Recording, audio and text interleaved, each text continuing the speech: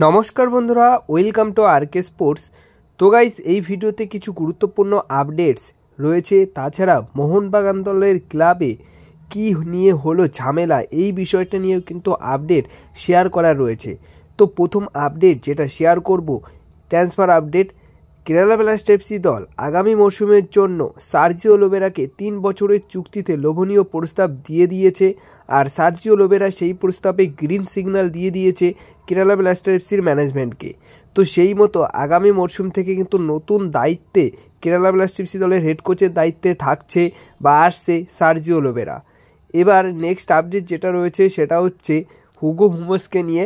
Hugo Boumous মানে Sergio Lobera যাচ্ছে, তার সাথে হুগো বুমোসও কিন্তু কেরালা ব্লাস্টার এফসি দলে যোগ দিচ্ছে, এটাও কিন্তু খবর রয়েছে।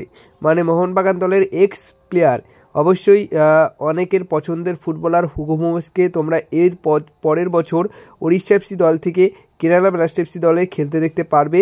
শুধুমাত্র সার্জিও লোবেরার কারণেই তিনি কিন্তু কেরালা ব্লাস্টার এফসি দলে যোগ দিচ্ছে। এছাড়া কেরালা ব্লাস্টার এফসি দল রিসেন্ট যে মন্টেনেগ্রোর জাতীয় দলের বিদেশি ফুটবলার সই করিয়েছে, সেই ফুটবলারটিকেও কিন্তু সই করিয়েছে শুধুমাত্র সার্জিও লোবেরার নির্দেশ অনুযায়ী। তো সার্জিও লোবেরারও কিন্তু একটা বড় হাত ছিল এই প্লেয়ারটির সই করার পেছনে। তো এই ছিল কেরালা ব্লাস্টার এফসি দলকে নিয়ে আপডেটস।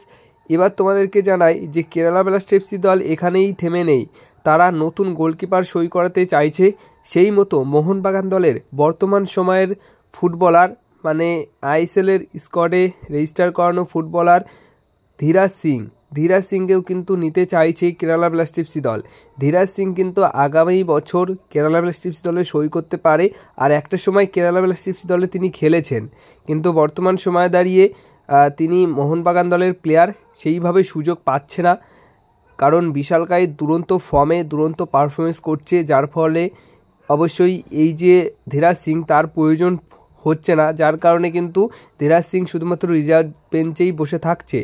তো সেই মতো ধীরাজ সিংকে নেবার ব্যাপারে কিন্তু ইচ্ছা প্রকাশ করেছে অবশ্যই কেরালা ব্লাস্টার এফসি দল। সব কিছু ঠিকঠাক থাকলে কেরালা ব্লাস্টার এফসি দলে যোগ দিতে পারে আবার ধীরাজ সিং। এরপরে আরও একটি বিদেশি প্লেয়ারকে নিয়ে কিন্তু ট্রান্সফার আপডেট রয়েছে।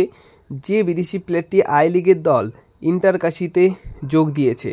হ্যাঁ, ইন্টারকাশি দল কিন্তু অফিসিয়ালভাবে 25 বছর বয়সী সার্বিয়ান স্ট্রাইকারকে সই করিয়ে নিয়েছে। সার্বিয়ান স্ট্রাইকারটির নাম হচ্ছে মাতিজা বাবোভিচ। এই ফুটবলারটি কিন্তু সার্বিয়ার আন্ডার-17 ন্যাশনাল টিমের হয়ে খেলেছেন।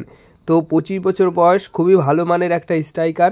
এই স্ট্রাইকারটিকে এবার আন্তোনিও লোপেস হাবাসের আন্ডারে খেলতে দেখা যাবে ইন্টারকাশি দলের হয়ে আই লিগে। তো এবার সবশেষে যে আপডেটটা শেয়ার করব সেটা হচ্ছে মোহনবাগান ক্লাবে কি নিয়ে হলো ঝামেলা। এই মুহূর্তে এই বিষয়টা নিয়ে কিন্তু বেশ আলোচনা চলছে, কারণ মোহনবাগান ক্লাবে আজকে একটি অনুষ্ঠান ছিল, সেখানে কিন্তু ঝামেলা হয়েছে। ঝামেলাটা এতটাই বাজে হয়েছে যেখানে কিন্তু চেয়ার ভাঙাভাঙি শুরু থেকে হাতাহাতি ভাঙচুর সব কিছুই হয়েছে। যেটা খবর পাওয়া গেছে যে ভোটকে কেন্দ্র করে মোহনবাগান ক্লাবের এজিএমে সিঞ্জয় বসুর গোষ্ঠী এবং দেবাশিস দত্তর গোষ্ঠী, এই দুই গোষ্ঠীর মধ্যে কথা কাটাকাটি হয় এবং হাতাহাতি হয়। এছাড়া এজিএমে কিন্তু চেয়ার ভাঙচুর আরও অন্যান্য কিছু জিনিস ভাঙচুর কিন্তু হয়েছে। তো দুই গোষ্ঠীর মধ্যে এই ঝামেলাটা হয়েছে, তাও আবার ভোটকে কেন্দ্র করে। তো দেখা যাক এই বিষয়টা নিয়ে পরবর্তী সময় কি আপডেট আসে। কিন্তু এরকম একটা ঝামেলা হয়েছে, এই ঝামেলা নিয়ে মোটামুটি এখন কিছু বলা যাবে না। পরবর্তী সময় আরও বিষয় ক্লিয়ার হওয়ার পর কিন্তু তোমাদেরকে বলবো এই বিষয়টা নিয়ে। কিন্তু এখন যে খবরটা পাওয়া গেছে, দুই গোষ্ঠীর মধ্যে কিন্তু ঝামেলা হয়েছে মোহনবাগান ক্লাবে।